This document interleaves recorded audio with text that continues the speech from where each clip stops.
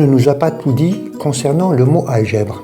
Ce mot, d'origine arabe, provient du titre d'un ouvrage rédigé en 825 à Bagdad par un grand savant, un mathématicien d'origine persane appelé Al-Khawarizmi. Le mot arabe se dit al-jabr, qui signifie réduction d'une fracture ou bien reconstruction. Il est à l'origine du mot latin algebra qui a donné algèbre en français. Vous voyez bien qu'on ne nous a pas tout dit.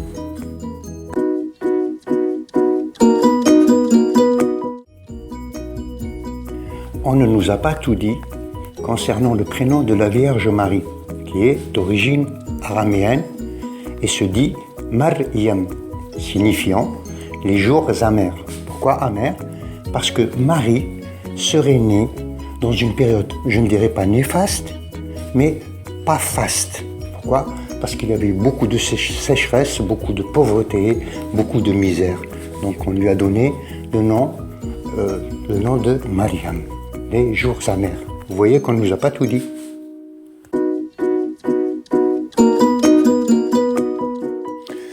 On ne nous a pas tout dit concernant la peste, ce fléau qui ravagea l'Europe au Moyen-Âge et décima près de la moitié de sa population, c'est-à-dire à peu près entre 30 et 50 millions d'âmes. La peste frappait surtout les miséreux, les misérables, les locteux, les gueux comme on disait à l'époque, et pas les nantis, pas les riches. Ah, pourquoi? Ça c'est une bonne question qu'on doit se poser. Eh bien tout simplement parce que les riches à l'époque utilisaient des couverts en argent. Or, l'argent est un puissant bactéricide et il tue plus de 600 variétés de bactéries et de virus. Vous voyez qu'on ne nous a pas tout dit.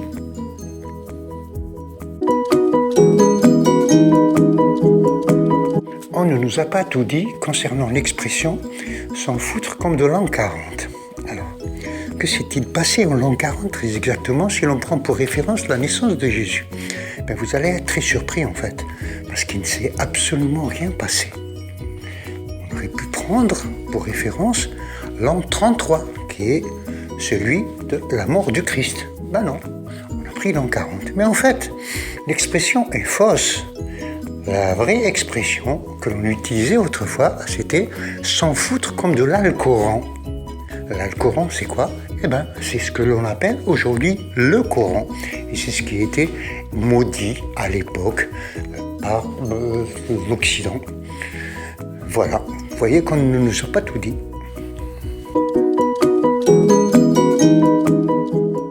On ne nous a pas tout dit concernant le prix Nobel de la paix. Ce prix qui est attribué annuellement à l'individu qui a le plus œuvré pour le bien de l'humanité. Je voudrais insister sur la contradiction qui existe entre ce prix et Nobel, qui est à l'origine de la fondation qui porte son nom. Nobel a inventé la dynamite qu'il a vendue à la France et à l'Allemagne, qui étaient les deux belligérants pendant la guerre de 14-18. Il a inventé aussi la balle qui a tué des millions et des millions d'individus. Je trouve assez curieux et assez culotté d'appeler cela un prix Nobel de la paix. Nobel n'a jamais œuvré pour la paix. Vous voyez bien, on ne nous a pas tout dit.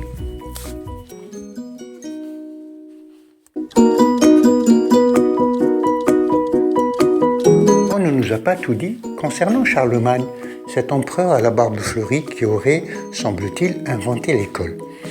Pourquoi l'étudiait-on en histoire de France? On pourrait penser que c'est un empereur français.